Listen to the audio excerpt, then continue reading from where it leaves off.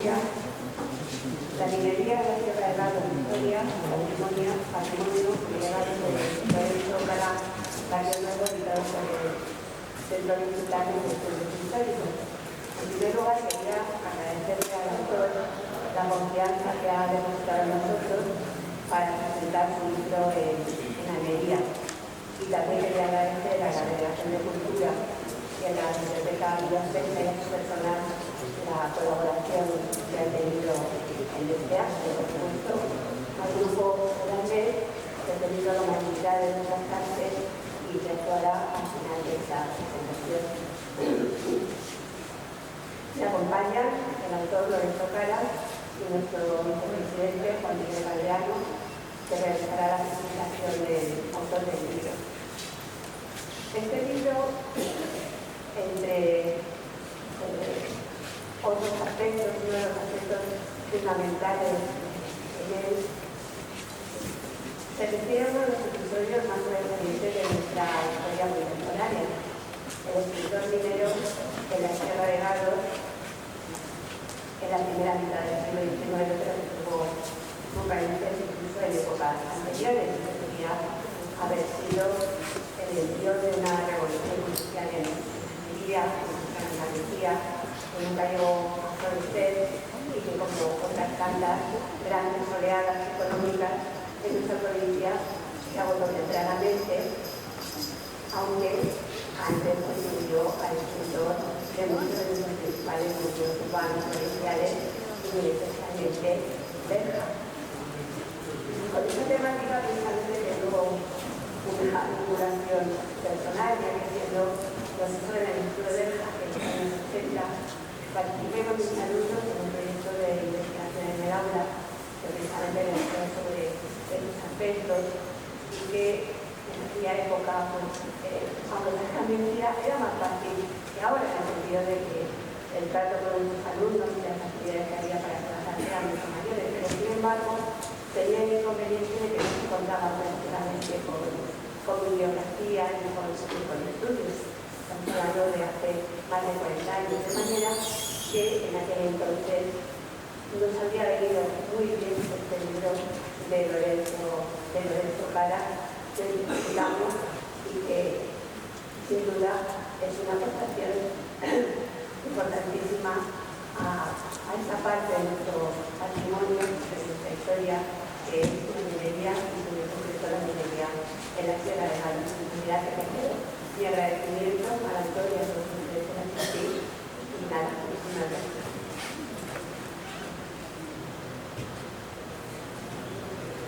El autor de hoy es ese tipo de persona que en Almería no necesitan presentación. Así, no le dedicamos estas palabras como cuando traemos un gestólogo de allí o un medievalista de allá. Personas de gran dedicamiento en su campo, pero desconocidos para el punto almeriense. No, no es el caso de hoy. Ni siquiera hemos organizado este acto porque sea necesaria la difusión, porque es una persona cuyo nombre ya dice mucho. Más bien, mis palabras de presentación y el cariño con el que hemos organizado esta actividad lo hacemos no porque la necesite, sino porque se lo merece. Lorenzo Cala Barrio Nuevo, natural como no puede ser de otra forma, de la capital de la minería de la provincia, Berja. Nacido en 1959, se graduó en Prehistoria e Historia Antigua por la Universidad de Granada en 1981, desempeñando su labor profesional como arqueólogo conservador del conjunto monumental de la Alcazaba, así como asesor y colaborador científico en múltiples trabajos. Al margen de su trayectoria profesional, de la que ya se encuentra felizmente jubilado, es una persona que se ha preocupado por dejar un legado, por aportar con sus capacidades y sus conocimientos, en este caso investigando sobre nuestra querida Almería. Así, cuenta en su haber con 180 artículos en revistas científicas. Pueden hacer los cálculos, porque según nuestras cuentas ha publicado cada año unos 4 artículos de media, lo cual es más que muy positivo. Además, son numerosos los libros que ha publicado con los que ha participado, un total de 27.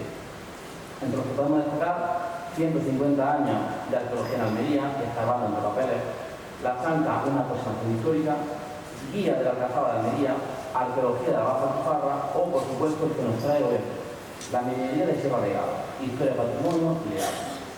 Pero además de su trabajo, además de sus investigaciones, es una persona que siempre ha mostrado una fuerte preocupación por lo común, por el patrimonio, por lo compartido, implicándose y colaborando con el Centro Digital de Estudio Histórico, el Instituto de Estudios Almerienses o asociaciones como Atenea en el Ejido, Unidos por Ciudadanía en Roquetas y sin duda Amigos del Estado. Por todos estos motivos, en 2017 fue uno de estos premios alcanzados, abro comillas, por su labor de investigación, difusión y defensa del patrimonio cultural almeriense. Hoy, 9 años después, nos sigue demostrando que su compromiso con el patrimonio sigue igual de firme y que todavía, por muchísimos años, tiene mucho que decir en esta tierra. Muchas gracias.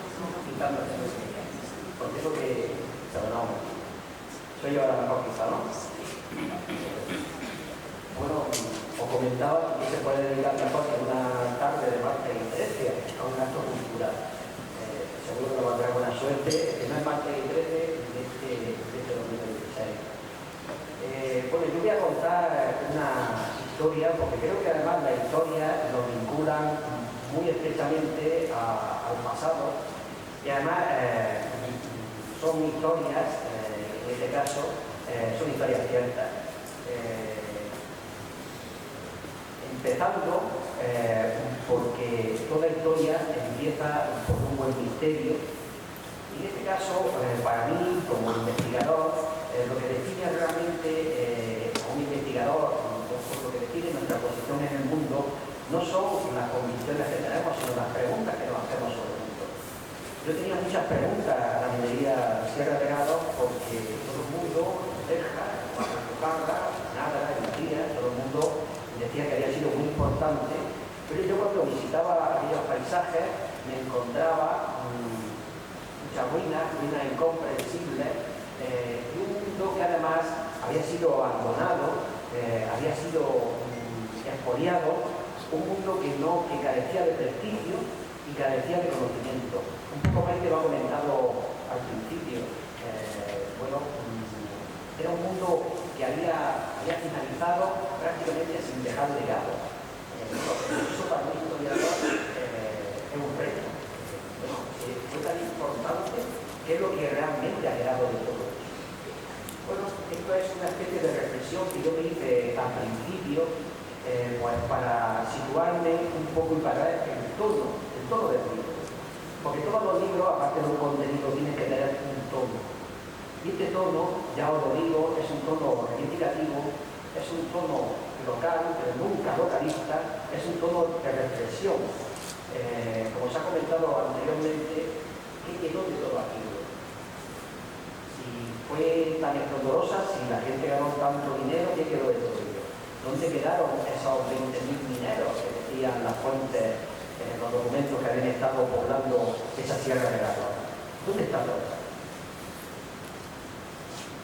Viaje al centro de la Sierra Olvidada es, por lo tanto, ese viaje que yo emprendí justamente en la pandemia, cuando nos adiestramos en la Airfryer, en las cuestiones gastronómicas, cuando nos veíamos series una detrás de otra, cuando teníamos la casa jaspeando, o cuando también nos contaminábamos con teorías conspirativas, y con incertidumbre y con miedo, pues yo aproveché también ese impulso que tuvimos en su momento en el centro mexicano, de intentar revisar todo ese patrimonio a partir de muchas.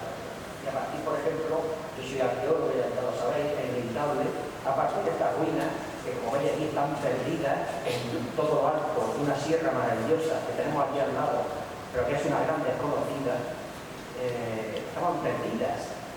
Nadie sabía ni cómo, ni qué, ni cuándo. Pistas magníficas. Habéis comentado algunos que, bueno, tendrá esta visita, pues seguramente tendrá una visita, Y esto va a ser uno de los sitios que vamos a intentar visitar. Está en la guía, pero ya veis aquí, por ejemplo, esto fue hace justamente 4 años. Veis las vistas tan maravillosas, esa sierra tan potente, nevada, de Sierra Nevada. Es muy potente. Por todo esto son instalaciones mineras. Las conoceremos personalmente quien podamos asistir a la visita. Claro, esta historia tiene un inicio. Y el inicio es la exposición que se hizo en octubre, se inauguró en octubre de 2001. Aquí nos veis a Ricardo Benavente, a José Manuel López Bastos, a Joaquín Gaona, que está por aquí también, y a un servidor con 25 años menos. Éramos bastante más jóvenes que ahora. Bueno, y lo que hicimos, pues intentamos recopilar alguna información, algún instrumental, nos movíamos todavía con muchas incertidumbres y bueno, pues esa exposición tuvo un éxito, un relativo éxito, porque fue visitando muchísimos pueblos de la Alpujarra, sobre todo de la parte almeriense, pero también de la parte de Újíjar. Ha estado en casi todos los pueblos de la Alpujarra, incluso algunos han tenido la exigencia de volver a ponerla, ¿no? Porque ha tenido además como 2 etapas, ¿no? Esta ha sido ya la última etapa. Ya comento que cuando se vuelva a hacer, si que se hace, se hará con métodos más modernos y con menos texto, por favor. El libro está hecho a partir, por lo tanto, de un libro que es el padre. Fijaros, este es el padre, esta es la guía de esa primera exposición. Veía el tamaño, veía el grosor, una guía muy pequeña, y de ese padre, pasando los años, unos 20 y tantos años, casi un cuarto de siglo, pues ha nacido este libro que ha ido creciendo, también lo digo, por momentos. Yo lo hubiera querido acabar en el 22, pero el libro exigía más. Es más, tuve que acabarlo porque el libro me desbordaba. Sé que faltan muchas cosas, pero obtener una visión sintética, global, comprensiva de un fenómeno social, económico, incluso político tan complejo, os quiero decir que es un reto para el historiador. Yo lo he disfrutado muchísimo, he disfrutado de Sierra de Gádor, que para mí yo ya lo conocía de antes, la conocía con Juana en las prospecciones que hicimos en el 85. Cada vez que hablo de estas fechas me da un vértigo increíble, porque estamos hablando de muchísimos años. Bueno, pues muchos datos de los que vienen aquí forman parte de esas prospecciones arqueológicas que hicimos en el 85. De los datos que tomamos entonces, de las localizaciones, muchos datos de ese tipo.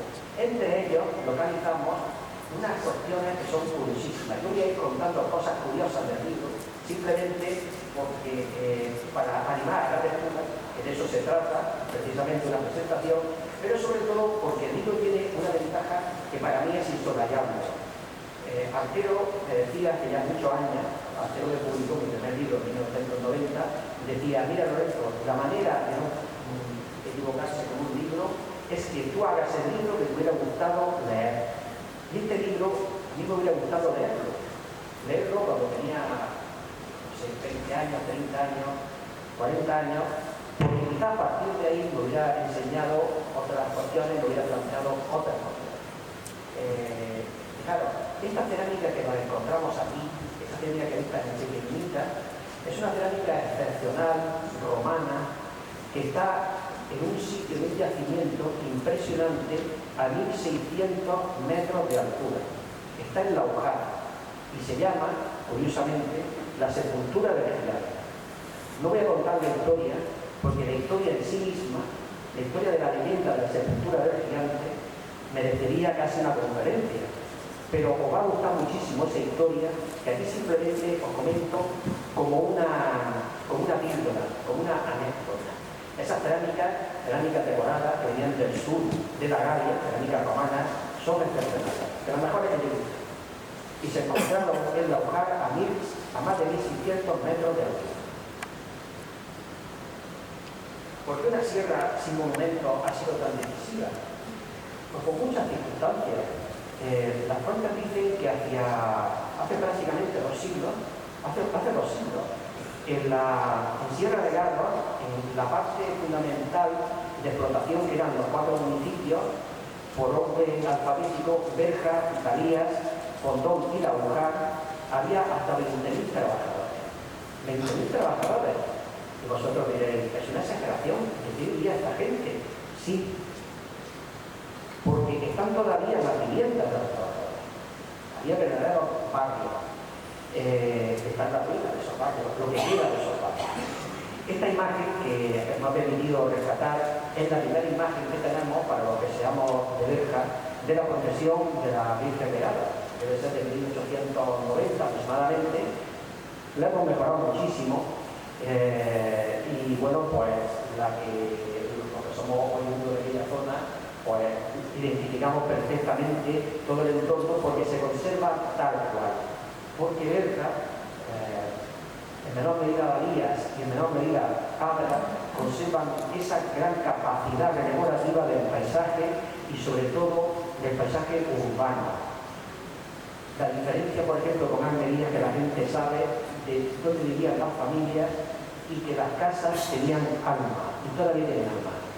El sitio perfectamente lo podíamos reproducir, lo podíamos recrear y podíamos hacer una foto perfectamente desde la misma perspectiva. Hay elementos, además, que en las casas de Berja llaman mucho la atención. Os traigo solamente dos que son significativos, que a mí me sorprendieron. Claro, que a uno se mete un poco en harina y empieza a investigar, etc. Son sorprendentes. Fijaros, este suelo que tenéis aquí, yo he visto ningún ejemplar en Almería. Es un suelo, es mosaico de Noya Mediana, Valencia. Se hacían una serie de piezas, se traían con una especie de dibujo y el albañil, digamos, el obrero, lo iba haciendo dibujos, ya lo iba adaptando, depende de todo, de las características. Aproximadamente de 1870, allí 1870, 1990, pero la producción está terminada por bien. Y después, estatuaria, bueno, una estatuaria suntuosa, de cierta calidad, de talleres franceses, belgas, incluso alemanes. Es decir, era gente que tenía cierta cultura, por supuesto, un poder adquisitivo que se podía permitir estas producciones. Es decir, había una burguesía que era capaz de adquirir y valorar estas producciones y decorar su casa. El libro tiene además una serie de añadidas, porque el libro no tiene solamente un autor. Aquí en este caso pues han colaborado muchísimos compañeros y sin embargo amigos del Centro Digital de Estudio Histórico. Os voy a traer algunas partes de ellas. Yo solamente os diré, por ejemplo, que es la primera recopilación biográfica de los ingenieros que trabajaron en Sierra de Gádor, porque se decía en las investigaciones anteriores de Sierra de Gádor que había sido una minería autóctona, sin ingenieros, sin conocimientos, subdesarrollada, de baja tecnología. No dicen eso los documentos. Y sobre todo no dicen eso los documentos a partir de 1848. ¿Por qué esa gran diferencia? La minería de Sierra de Gádor no se había estudiado realmente, se había estudiado muy bien, ciertamente, en la primera mitad del siglo XIX. A través de la historia económica, José María Pérez de Carcaval, un libro modélico. Pero prácticamente los datos que hay a partir de 1848 son datos residuales. No. Ahí empieza el esplendor autóctono de la minería de Sierra de Gádor, justamente cuando las grandes compañías foráneas la dejan. Y es cuando fluye una serie de familias empresas, como son los González, Lupión, Gallardo, Sarnerón, con sus Villalobos, con una serie de estructura social compleja y que va a contratar, por ejemplo, a estos ingenieros. Estos ingenieros, por ejemplo, lo que nos ha dicho es que la mayoría de los ingenieros que formaron parte de la escuela de geología, de la escuela de ingenieros de España, que se fundó, me parece que fue en el 53, me parece que fue, la mayoría hicieron las prácticas en Sierra de Gádor. entre ellos ingenieros alemanes. Patrimonio de mármol y humo, porque además, como también se ha comentado, ¿qué quedó de todo eso? Quedó, por ejemplo, un inicio de una industrialización. ¿Sabéis cuál fue la empresa más importante en número de obreros antes de la Junta de Obras del Puerto? Que era una empresa con capital público, radicada aquí en Almería. Pues la tenemos aquí con el número 5, se llamaba La Minerva y era una fábrica de tejidos, tanto de vapor como de energía hidráulica. Estaba en Marbella, la fuente de Marbella, y aquí conseguimos precisamente aquella especie de papel terciopelo con el que los lienzos y los algodones se liaban al principio a bordar y tal. Bueno, aquí tenemos verjas Minerva, con capital mixto, porque aquí se pusieron, era capital de los liberales, es decir, de los caciques, Gallardo, etcétera, y estaba gestionado por los familiares más o menos cercanos, que eran los Gallardo Barrio Nuevo, o los Gallardo, los Villalobos Gallardo, y por ejemplo, pero fue una fábrica que tuvo tiendas aquí en Almería, en la plaza muy cerca de Puerta Porchena, tuvo tiendas en Granada y por supuesto vendía en todas las exposiciones internacionales. Fijaros si fue una fábrica tan importante, llegó a tener 200 trabajadoras de la alquería y de aves.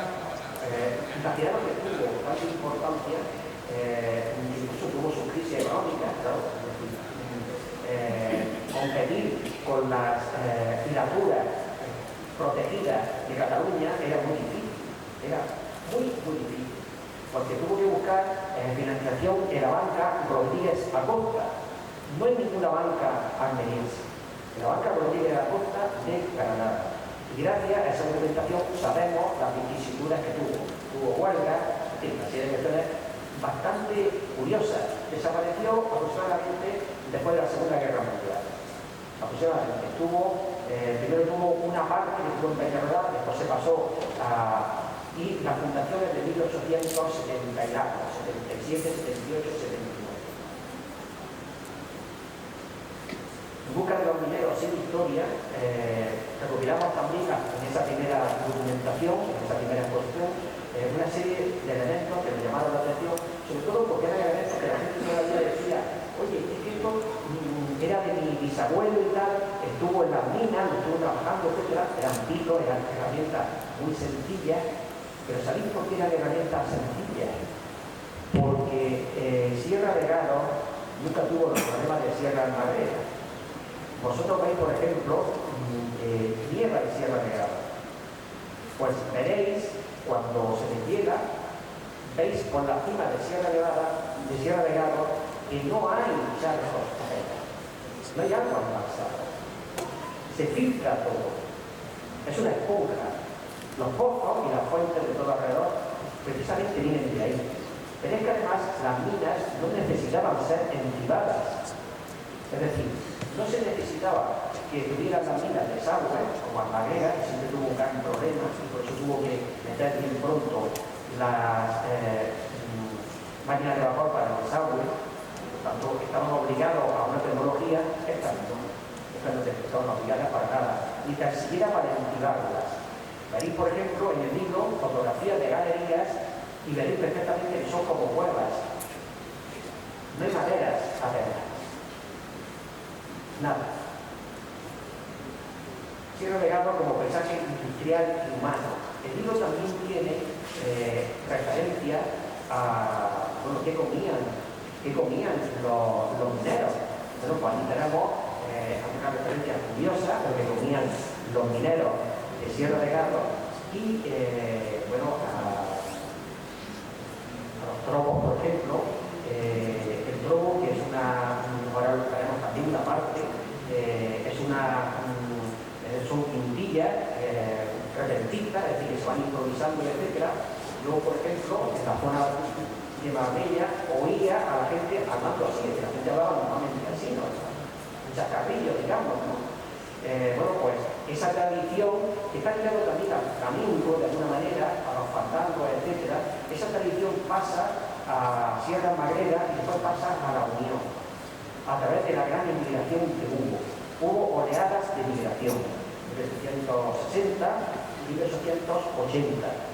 Mi bisabuelo, por ejemplo, Ricardo estuvo en esa parte de la inmigración y una parte de su vida fue, pues no sé exactamente cómo decirlo, iban dos personas, que claro, una cosa curiosa, claro, ya después ya muy bien las tradiciones familiares, iban dos personas con pistolas y llevaban y traían tanto los valores económicos, las joyas, las alhajas, como el dinero, la moneda de plata, las traían de la Unión a Berja. Iban dos personas, porque entonces no había ni bancos, estamos hablando de 1880, 1870, 1880, no había banco, no había nada. Y el dinero se tenía que transportar materialmente. Había una gran, de hecho, una gran parte de los primeros concejales de la Unión, del Ayuntamiento de la Unión, que se separó entonces de Cartagena, eran de Berja y de Darío. Y en la iglesia de la Unión, hasta en la guerra, hasta la guerra del golpe de Estado, hubo una capilla que tenemos una estampa dedicada a la Virgen de Plata. Fijaros cómo son las tradiciones. Esta parte de tradición también se conserva, fijaros cómo son, cómo es la historia, cómo es el mundo, tan paradójico y tan curioso. Se conserva, por ejemplo, memorias que han hecho franceses, Pierre Noir, porque una parte de esa gente se fue después a Argelia, a Orange. Y ellos lo han escrito en francés. Hay una que es magnífica y habla de una saga prácticamente de 2 siglos, y habla de mis abuelos que se llamaban Galo y de Sifón, se llamaban los que arrancan esa saga. Y arrancan precisamente yéndose de Berja a la Unión y de la Unión allí con sus vicisitudes ahora. Fijaros todo lo que es esa historia tan larga.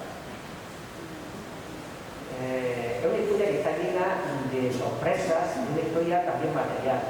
Yo, por razones de formación profesional, me fijo mucho en la cultura material. La cultura material que es la tecnología. Porque fijaros, esto es el boliche de Buenavista. El boliche de Buenavista, de Balsa Nueva. Esta Balsa Nueva, este boliche, ahí están los hornos, esa H, está reconstruido. Aparte, la parte de atrás sería la pequeña chimenea de los hornos. Y la parte de abajo en blanco serían las viviendas. Y todo lo que es esa parte que está en rojo sería donde echaban ellos las escombreras, etc. Fijaros, una cosa curiosa, y estas curiosidades seguramente no olvidaréis, de hasta del libro, pero esto no lo voy a olvidar. Cuando yo veo esos sitios, etcétera, de formación profesional, veo qué cerámica hay. La cerámica es muy común, la cerámica de la zona, pero sobre todo es de cántaros. Es decir, tenían un aprovisionamiento de agua todos los días y de comida todos los días, pero no tenían vajilla. ¿Qué es la conclusión que yo saco? Que ellos comían en vajilla, o bien de madera o bien de calabaza. Había 2 baradas. La barada era un periodo de trabajo, al final de las cuales, eran 5 o 6 meses, al final de las cuales se pagaba. No se pagaba al mes, se pagaba una vez que acababa la barada. La barada era una previsión que había de abrir no sé cuántas varas, tanto en profundidad como en horizontalidad de galería. Y en invierno se trabajaba. Nosotros diréis, pero si en invierno estamos hablando de alturas que pueden rondar los 2.200 metros y ahora mismo están nevadas. Muy sencillo. Ellos vivían en la galería. Ellos vivían en la galería. ¿Sabéis cuándo daban de mano? En la fiesta. El día 31 de septiembre. El 31 de septiembre, por ejemplo, en Berja, también depende de cómo estaban los pueblos. Por ejemplo, en Santo Cristo también coincidía a principios de septiembre, era un poco posterior. Bueno, pues también se hacía hacía. Entonces, fijaros, por ejemplo, lo curioso. Muy cerca de aquí, como a 100 metros hacia la izquierda, a vosotros hacia la izquierda, si hacia la izquierda, para mí hacia la derecha, vosotros hacia la izquierda, está la famosa mina de Berja, a 200 metros. Ahora vamos a ver. La mina de Berja es la mina en Almería que ha estado más tiempo explotada. Es más, no se pone ahora en explotación, si bien no para plomo, no se pone ahora en explotación para fluorita, que es un material también estratégico por cuestiones económicas y sobre todo de evaluación de todos los materiales que había que sacar de esa. La minería de Sierra de Garo, además, es una minería de largo alcance. Son una minería autóctona. Es una minería que nunca salió de allí. Estaba compuesta por gente de allí que nunca había dejado de explotar las minas. ¿Por qué? Sobre todo para minería, la cerámica medieval, tanto de Local como de Berja, tenía fama, como para obtener algo de plata. Las fuentes dicen que los últimos reyes de Granada tenían una mina de plata. Hay muy poca plata allí, realmente hay menos plata que en Almagrera, pero también se puede sacar plata. Entonces, me imagino que fundamentalmente sacarían plomo, claro. Tenían una mina en Galías, pero sobre todo tenemos un reto fundamental, un reto que es significativo y que si queréis ver lo que era la minería del siglo XVIII, las fábricas reales lo podéis ver perfectamente. Es la fundición real de Alcora, en Granjaya, magnífica. Estos son los hornos castellanos, porque los hornos para explotar, los hornos autóctonos para explotar el plomo son muy distintos, son muy sencillos, pero son mucho más eficaces que estos. Lo veremos ahora mismo. La minería de Sierra de Garo además tuvo un problema. Este es el plano de 1843. Este es el único plano que se hizo prácticamente de toda la sierra, de la parte más importante de la sierra. El único plano, porque ¿sabéis cuál es lo característico de Sierra de Garo? La gran injusticia con esa minería es que la administración lo único que le interesaba de la minería de Sierra de Garo era sacar dinero a los minerales, de las concesiones, de las licencias. Lo único que le interesaba era saber a fecha 31 de diciembre qué explotaciones están en funcionamiento para sacar el dinero. Y aquí, por ejemplo, que no hubo un mapa geológico, no se supo exactamente cuál era la geología de Sierra de Garo hasta 1882, con el mapa geológico nacional. Es decir, cuando ya estaba prácticamente la península ibérica conocida totalmente, la estructura geológica, es cuando se acaba de comprender Sierra de Garo. Es decir, cuando ya estaba prácticamente en su última hora la gran minería de Sierra de Garo. Estaba ya prácticamente en su agosto. Bueno, es un plano que además nos dice una situación muy buena, y además fue un ingeniero que hizo sus primeros pinitos. Yo voy a decir una cosa también, que fue el primer ingeniero que hizo la carretera de Granada a Motril. Pues un poco antes de meterse en esa carretera, o un poco después, hizo este plan. Periodo de la basura, microsociedades laborales, os presento una serie de etapas, porque claro, estamos hablando de un siglo y ver las cosas de una manera plana no es justo ni tampoco es comprensivo. La hornura era como se llamaba en el siglo la escombrera. Los primeros hornos que se daban, que ahora vamos a ver, eran boliches, que hemos visto antes un plano, que ahora vamos a ver que eran los hornos del país, que se llamaban, que eran un poco más evolucionados. Estos hornos aproximadamente obtenían el 70% del plomo. 70% del plomo. Y lo demás lo dejaban como hornura, lo dejaban a lo de las fábricas. Bueno, pues precisamente en esa época, en 1840, ante la escasez ya que había relativa de plomo, empiezan a coger esa hornura, esa escombrera. Os voy a decir una cosa. Fue tan intensa esa reexplotación que hay municiones que no he visto ni un trozo de oruga en converter. Ni un trozo. Es decir, se cogió todo lo que se podía para fundirlo de nuevo. Aquí tenemos una serie de personajes. Vamos a intentar recopilar, os digo también, durante este año, vamos a intentar hacer una exposición para otras acciones que también nos comentarán los amigos de la Cazadora, que lo comentaremos también a través del Centro Visitano. Vamos a intentar recopilar una cosa que nos parece muy curiosa, y es la cantidad de gente de la comarca que tuvo dinero como para hacerse retratos. Tampoco vayamos a pensar que eran grandes retratos y eran grandes retratistas, pero curiosamente eran pintores con sus retratos, pies o de medio cuerpo, y sobre todo, fijaros, no eran gente de Almería, porque toda aquella zona de la Baja Alpujarra y toda aquella zona de la Alpujarra siempre miró a Almería. Para ellos Almería era una capital administrativa, era un pueblo grande. Para ellos la capital, la ciudad, siempre fue grande. Se iban, por ejemplo, a hacer retratos, por ejemplo, estos retratos de aquí, estos que están en las cartas de visita, no se hacían en Almería, con fotógrafos de Almería. Se iban a Granada a hacerlo. La introducción tecnológica a los malacates, para precisamente ahondar lo que eran los pozos, y a través de los pozos hacer las galerías, se tuvo que profundizar a más de 100 metros. Más de 100 metros era prácticamente imposible hacerlo a mano. Imposible. Yo ya no sé ni con 50 metros cómo podía. Y entonces tuvieron que introducir lo que eran los malacates. Los malacates, aquí veis un sistema que es un sistema de polea. Aquí veis un malacate hacia 1890. Esta es la línea Sebastopol. Está en Almócita, aquí va el cerro del Capitán, que se ve aquí detrás, y detrás, justamente más detrás, está Sierra de Gato. Esto está entre Sierra de Gato y Sierra Nevada. Está como en una formación mixta que hay ahí, dice la Solana, entre Condón y Almócita. Bueno, pues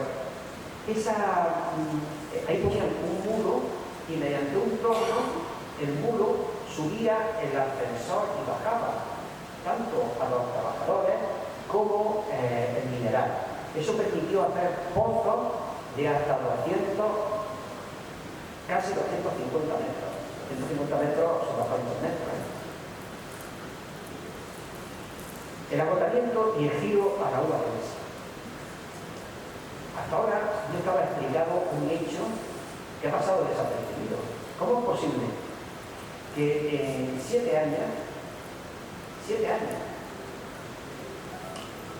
en cuenta de que las parras empiezan a producir en 4, ¿cómo es posible que Benjamín se pusieran a la cabeza de la uva de mesa en 7 años, como municipios húmedos? Pues fue gracias a toda esta infraestructura y a todo este capital, porque esta gente, aparte de invertir no con éxito en otras industrias, en la minería, por ejemplo, de Cartagena, en la minería de Sevilla, incluso en Portugal, incluso, sobre todo, en la zona de Linares, esta gente, sobre todo, eran los mineros, los propietarios, las sociedades mineras, sobre todo eran prestamistas y sobre todo invertían en tierra. Entre las 4 familias que he comentado, los González, Lupión, que eran originarios de las Lías y se habían enriquecido abasteciendo a las minas tanto de agua como de alimentos, todos los días con recuas, llevando agua y llevando alimentos a los mineros, como los Gallardo, como los Salmerones, como Joya, había muchas familias, Gutiérrez, etcétera, Villalobos. Estas familias eran prestamistas. Por eso, si os fijáis, el prestigio del dinero nunca estuvo ligado al préstamo, a los prestamistas, a los gabelistas, a la usura, que diríamos ahora. Ahora nos parece de tener intereses del 5% es intolerable, sería intolerable, habría economía que podría haber intereses del 20 y tantos por ciento. Y no era tampoco un elemento, digamos, de orgullo. Por eso de aquí también un poco esa falta de memoria. Hemos identificado. Bueno, pues aquí tenemos algunos elementos que justifican ese gran desarrollo, ese impacto que tiene en la Baja Alpujarra la guadenesa. Y aquí tenemos a un personaje que no por casualidad es bisabuelo mío, lo siento, pero eso es lo único que tenía la foto. Mi bisabuelo nació en Oanes y estuvo, su padre nació en Oanes, él nació en Alhama y tengo por razón de que su abuelo emigró mi tatarabuelo emigró a Alhama para introducir en Alhama la guadenesa en los años 60 del siglo, años 60-70 del siglo XIX, y mi bisabuelo hizo lo propio en Berga ya en los años 80 del siglo XIX. Y bueno, pues ahí viene una parte de mi familia también, de ese sendero, de ese jardín de los senderos que se bifurcan, se unen y se separan, que decía Borges que era la vida y que era la historia. Y bueno, porque tenemos diversos elementos de toda esa gran empuje económico de la guadenesa. Protoindustria o economía doméstica, el debate. Aquí también hay, por ejemplo, un debate económico. Esta fotografía que está coloreada es de la Fundición Montecristo, que decía La Calera. Esto está al lado de la Rambla de Urbina, ha desaparecido, solamente ahora se conserva lo que es la torre, y fijaros la escombreraza que tiene. Es de hacia 1890. Esta fue la última fundición de plomo que estuvo funcionando, a mejor opinión, en toda Almería, en toda la provincia de Almería. Estuvo hasta el crack de 1929, 28-29. Ya se dedicaba a diversas cuestiones, ya era de todo un poco, ¿no? Imaginaros que le decían la calera porque también lo decía acá. Bueno, entre los documentos que tenemos el centro distritano, tampoco lo perdáis, hay una contabilidad muy curiosa de los Sarachos, pero tenemos años de contabilidad de esta fundición, que es una cosa totalmente excepcional. No hay contabilidad de fundiciones de plomo en Almería. Las que hay, las tenemos en Berga, y en este caso corresponden a una donación particular de la familia Saracho, corresponde a esta fundición que es Montecristo, de los Santarones. Trinomio Adra Berga, corazón de la minería tardía. Alguien me lo comentaba hace ya muchos años, cuando yo entré, porque era en Berga me decía, y también en Adra, quizá menos. Adra ha perdido mucho por la carrera, también es verdad. Me impresionó esa calle Manuel Salmerón, esos pisos, esas casas de 3 pisos, esa plaza porticada, y pensé, era una ciudad. Era una ciudad. De hecho, ya os adelanto que este año, 2026, pues vamos a celebrar el 150 aniversario de que fue otorgada el título de ciudad. Pero no basta ser una ciudad, hay que creérselo y hay que construir una ciudad. El libro es muy fácil de leer. Yo lo siento, vengo a vender mi libro y a introduciros también en esa visita, en esa aventura que es conocer Sierra Nevada. Fijaros, el capítulo más grande tiene 8 horas. Es decir, que os aburre una serie y antes de dormir, cancelar. Este, por ejemplo, es un relato que yo digo es la descripción más viva, más curiosa y más interesante que he visto yo cómo funcionaba el sistema del caciquismo. ¿Habéis oído a los antiguos, los caciques, que no sé cuánto? Bueno, pues este artículo que se reproduce y que tenemos aquí la imagen de la persona a la cual cita, y este artículo fue hecho precisamente por una persona bastante destacada. Yo creo que era de los caciques del otro bando. Estos eran caciques liberales. No sé si era conservador, pero de la guía. Pero curiosamente no cita nada de Darías. Es decir, allí había unos caciques, había una serie de familias que no sabían ni ellos mismos de qué pueblo era. Este señor, por ejemplo, no sabía si era de Berga, de Darías, pero si de Darías o de Adra, porque fue alcalde de Adra, pero sin embargo tenía casa en Berga y su hijo nació en Berga. Entonces no se sabía exactamente, porque tenían una visión muy comarcal, muy de zona, porque sea mexicana una clase comarcal, precisamente por eso, porque fueron capaces de generar una estructura social con sus luces y con sus sombras, con muchas sombras.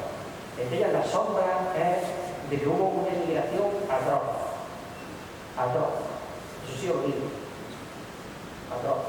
Y esta gente sí tuvo la suerte de quedarse porque eran potentes, pero llegando a los años 80, a los años 70 y tantos largos ya, las familias empiezan a dividirse en dos ramas. Empiezan a dividirse en la familia rica y en la familia pobre. De tal manera que aquí os traigo un resumen de un documento que es fascinante, que se llama La causa de Berga. Es un juicio que partió a la familia Gallardo. Los Gallardo eran los mayores caciques que eran liberales, por decir algo, que eran, tenían una infraestructura increíble. Fueron senadores, etcétera, y después, bueno, sabéis que después de la guerra, don Lorenzo Gallardo y su sobrino Julio Acosta pues fueron presidentes de la Diputación durante, no sé si 30 años, uno con otro. Bueno, pues esta gente se separó de tal manera que hubo, se separaron entre los Gallardos ricos y los Gallardos pobres. Después tuvieron que llegar a un acuerdo, de alguna manera, es que lo mismo pasó con los Joyas, lo mismo pasó con los Salmerones, es decir, hubo bastantes contradicciones entre ellos. No fue días de vino y rosa y todo el mundo contento y todo el mundo feliz. El Centro Visitado, además, de hace años, hemos intentado poner en valor este patrimonio, y desde que se adquirió la casa del Molino del Perrillo, fue la casa de Gregorio y Francisco Lupión. Francisco Lupión.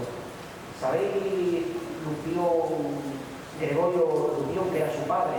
Gregorio Lupión, su padre, tenía desde las norias de Daza, para hacer una idea, desde las norias de Daza hasta Cascalla. Ellos eran oriundos, tenían en Berga, eran oriundos de Darías.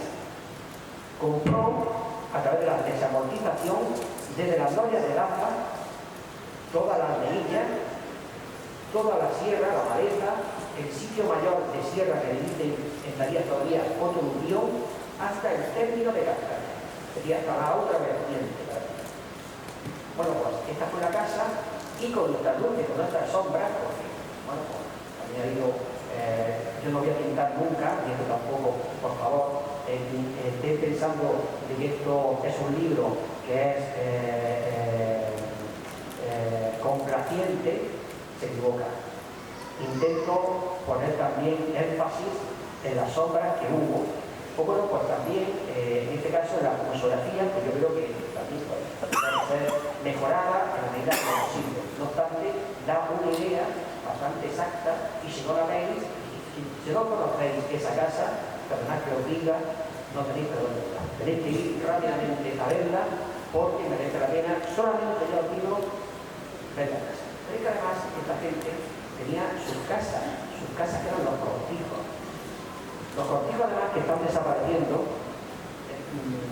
Hace poco estuve en el cortijo de los Arcos, que es para mí de los mejores. Bueno, pues el cortijo de los Arcos está a la entrada de Berga, mano derecha, pasado hasta Ubrique, magnífico, con casa realmente solariega. Es decir, esto estaría protegido. Yo me imagino que hay referencias de viajeros y te dicen que era como una especie como de Toscana. Gente que había visitado Italia, y decía que cuando ellos subían y tal por la vía, por Berga, iban a la vía de Adra, ellos se imaginaban un poco, estaban como la mansiones rurales de las ciudades. Bueno, pues estos son algunos de los ejemplos, algunos han desaparecido ya, y fijaros también cómo son las cosas. Uno de los que se conserva, y uno de los más bonitos, está en esa rama de los hallazgos que fue de los pobres, digamos, y está en el cortijo de las glorias, que está abajo. ¿Está aquí? Ese es el cortijo, le dicen, de la molineta, que están las glorias en el ejido. Fijaros conmigo. Cortijos de esos también se hicieron aquí por gente que emigró a Almería. El cortijo del Maní sigue ese mismo, además tiene una ermita, era de los Espinosa. Los Espinosa vinieron a Almería al año 50, procedentes de Almería. Por la arqueología industrial, como una llave del pasado, pues aquí, por ejemplo, represento Agra, con dónde estaban las fundiciones. ¿Dónde estaban las fundiciones? Porque ahora solamente conservamos algunos elementos, sobre todo que son los más característicos, las torres de la fundición, es que todo eso tenía galerías, tenía una serie de elementos, todavía se pueden conservar algo, sobre todo para que sepamos también que, bueno, si descubrimos cosas es quizás porque queremos.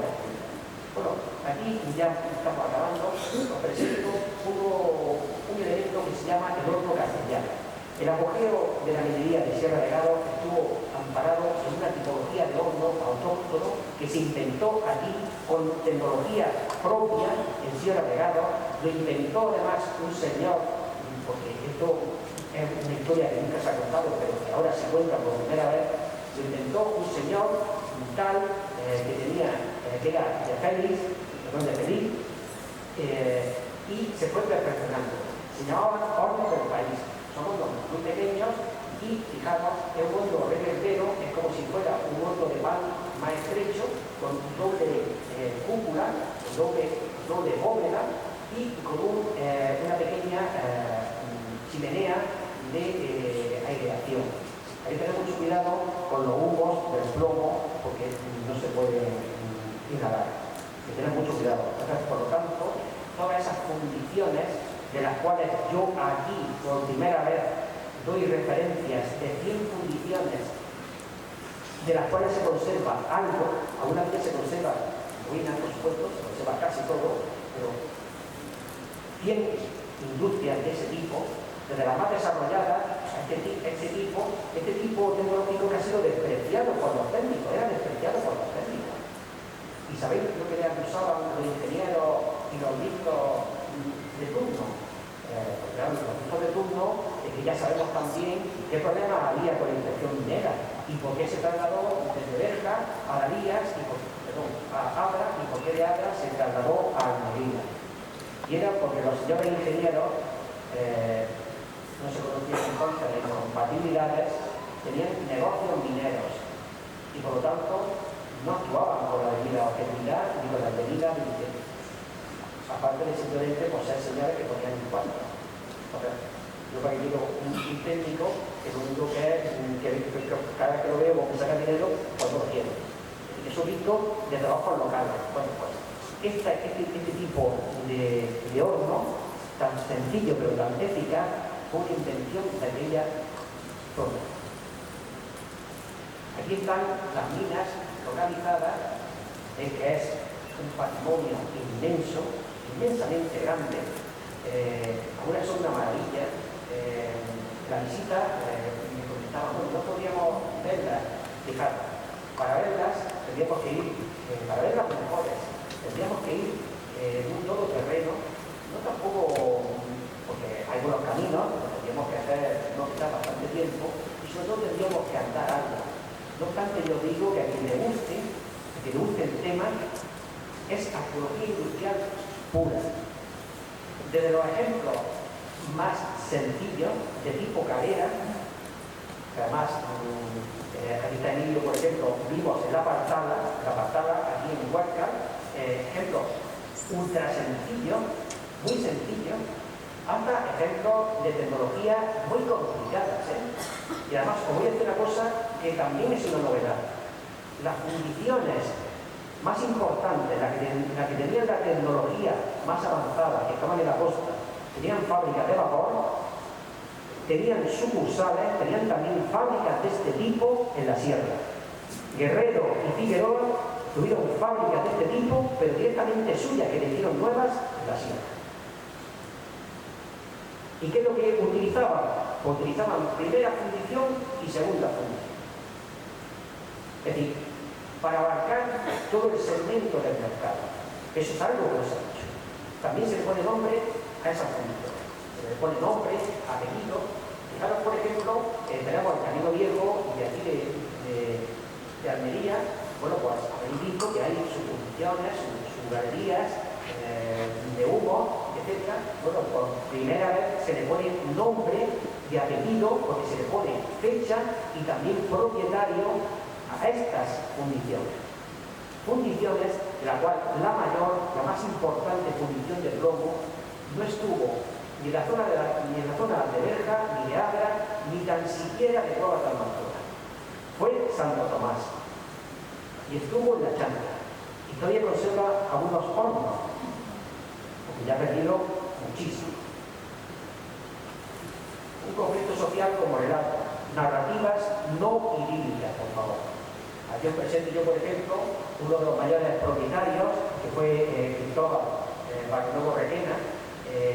La plaza porticada de Berja fue iniciativa, sobre todo, de su hermano, que era Gregorio, Cristóbal Bartolomé Requena, Bartolomé Requena, en 1850 y tantos, fue alcalde, y ellos promovieron esa cuestión. Esta vajilla, por ejemplo, la encargó él cuando se casó, y la encargó una vajilla totalmente encargada en Francia, con su inicial, CPR.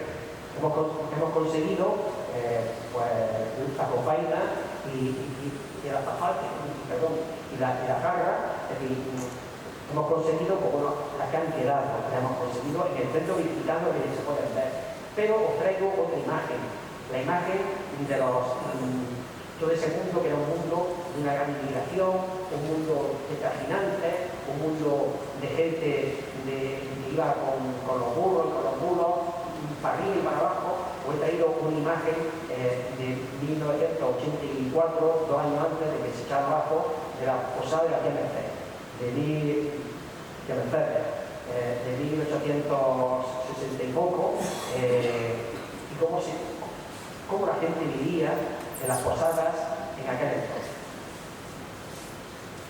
La cultura material, los boliches, por ejemplo, que se decía que era una minería que estaba atravesada.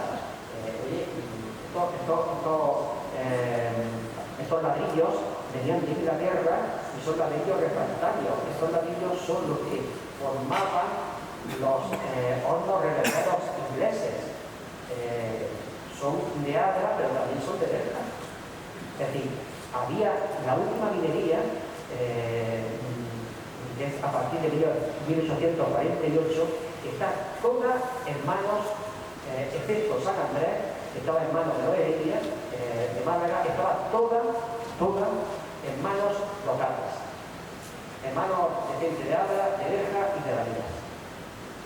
Todo. Esta gente fue capaz, por ejemplo, porque conocemos cargamentos, de traer ladrillo de Inglaterra, ladrillo para hacer los hornos refractarios. Y después también otra aportación. Se decía que eran empresas familiares. Una empresa familiar no necesita hacer acciones. Si yo lo comparto con mi hermano, con mis tíos, con mis sobrinos, etc., yo no necesito. Yo lo único que necesito es hacer un papel, llevarlo a notario y que se sepa qué participaciones tenemos. No se necesita acciones. Aquí tenéis un elenco de acciones de Sierra de Agua. Una de ellas, que es la mina en Centinela, la última venta es de 1925. Es decir, estuvo más de 50 y tantos años vendiéndose esa mina. Claro, para que ya necesita bienestar, abordarla no, lo siguiente. Migraciones mineras, también hemos visto, por ejemplo, bueno, esto es el trozo de estampa que tenemos de la Virgen de Agua, de la Iglesia de la Unión, el lenguaje de los mineros, encontrar la voz autóctona. Una de las pequeñas satisfacciones que tengo es que me he encontrado a una persona, que era José Romero Romero, que el hombre era corresponsal de periódicos de Madrid, y durante desde 1845 a 1865, durante 20 años, estuvo informando a los madrileños de cómo iban las minas, de cómo iban las sociedades, para que invirtieran en las minas de Berja. Y gracias a sus memorias, a sus informes, a su escrito, podemos ver un lenguaje autóctono, algunas de cuyas palabras desconozco el significado, pero un lenguaje autóctono del que no se ha guardado ninguna referencia de informes oficiales, y que significa que fue una minería autóctona, una minería de largo alcance, una minería visible. Con nuestro amigo José Manuel López Marcos en la mina de Berja. La mina de Berja ya es la última etapa, la etapa de la favorita, que entraban los camiones hasta el año 76, 78, entraban los camiones a sacar fluorita de allí. Estuvo pues desde 1790, prácticamente casi 2 siglos. Y después el libro también tiene 2 rutas mineras. Siempre, por la salvedad que yo pongo, las cosas tenéis que leerlas bien y tener cierta prudencia. De meterse en galerías. Tener cuidado con los pozos. Aquí veis, por ejemplo, una galería y en mitad un pozo. No, eso está oscura. Va a estar tranquilo allí, y otra galería, y te cae un pozo que puede tener perfectamente 100 kilómetros. Mucho cuidado, mucho cuidado. Bueno, los planos de las condiciones, con su historia, con sus características, etc. Y todo eso, pues bueno, pues esa gran labor que estamos intentando hacer, o esa pequeña gran labor que estamos intentando hacer en el Centro Ilicitano, de recopilación documental. Esta es la presentación que hemos hecho de un despacho del minero, y esto es el libro mayor de contabilidad de la familia Gallardo, que lo conseguimos. Ese libro mide 60 centímetros. Ese libro no hace falta comer para levantarlo. Bueno, aquí tiene la última, hasta que ya la sociedad prácticamente a principios de la década de 1890 desaparece. Faltan otros libros, porque la pelea que hubo, fijaros, entre los Gallardos, entre las 2 ramas de la familia de los Gallardos, desaparecieron los libros, los destruyeron. No se hablaba con chiquita, no se hablaba con chiquita. Y la conclusión, pues que de todo esto no esperamos nostalgia, sino esperamos sentido. Hemos sentido de una zona comunicativa, una zona que fue capaz de emprender empresas, para la redundancia, económicas importantes, que intentó durante muchos años, pasa que falló la cuestión tecnológica, llevar el agua, poner en regadío el campo de Badías, que compró la gran mayoría del campo de Badías en los años 40 y 50 del siglo XIX, pero que le falló sobre todo una administración que siempre fue ajena. Las comunicaciones fueron ajenas. Los proyectos de ferrocarril que hubo fueron ajenos a esa cuestión, ya cuando estaba en decadencia totalmente la minería. No hubo realmente obra pública. El puerto de Adra fue en 1910, me parece que se acabó. Es decir, cuando ya estaba todo finiquitado. Es decir, no hubo apoyo ninguno, que es, bueno, por otra parte tampoco lo va a sorprender en Almería. Gracias por haberme acompañado en este recorrido, y aquí presento a algunos de estos acompañantes con lo que he disfrutado, con lo que puedo decir muchísimo esta aventura. Muchas gracias.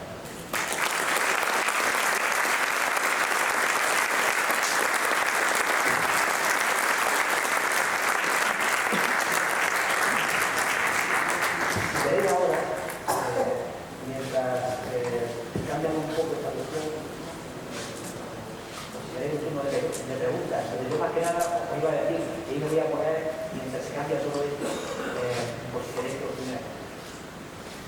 Mira, vamos a dar algunas pocas preguntas, si alguien tiene algo que comentar, y después cambiaremos el escenario. Lorenzo, el presidente, se quedará ahí firmando el libro y empezaremos el escenario con la mesa y demás para el grupo, ¿vale? Así que, ¿hay alguna pregunta? Sí. Gracias. Todo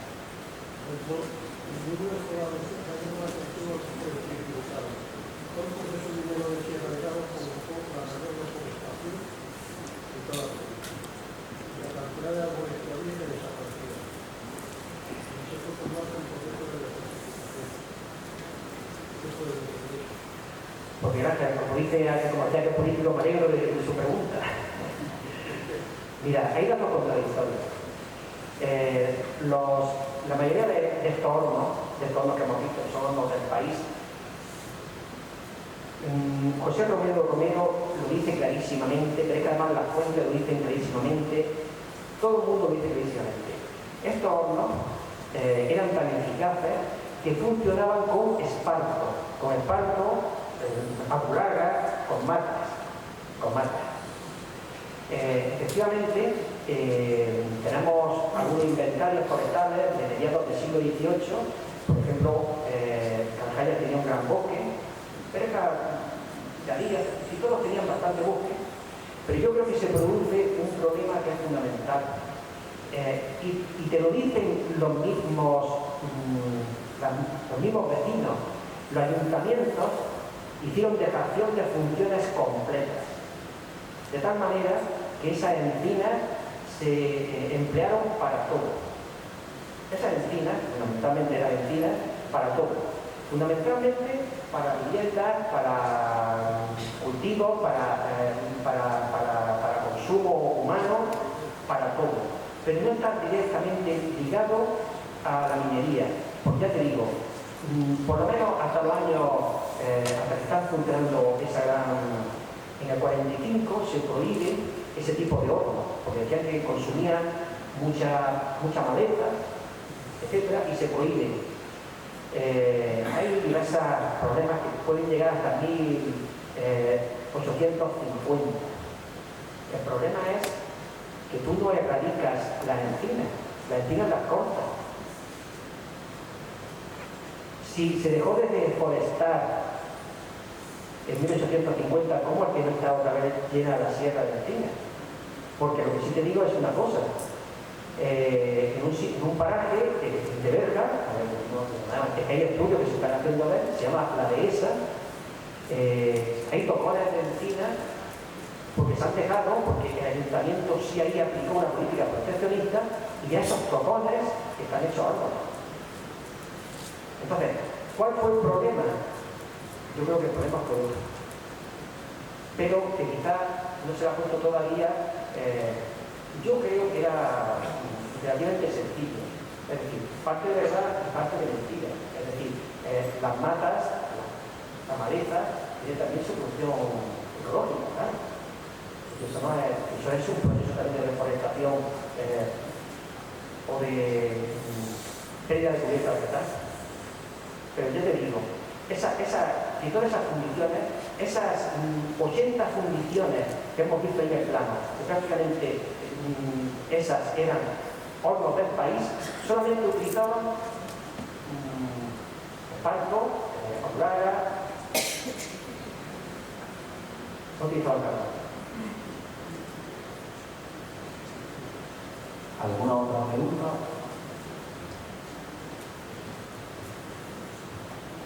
Bueno, pues en dicho caso, como decimos, vamos a pasar un poco el escenario y Lorenzo estará en esa mesa con los libros. Trataremos de mantener unos 5 minutos, 10 minutos.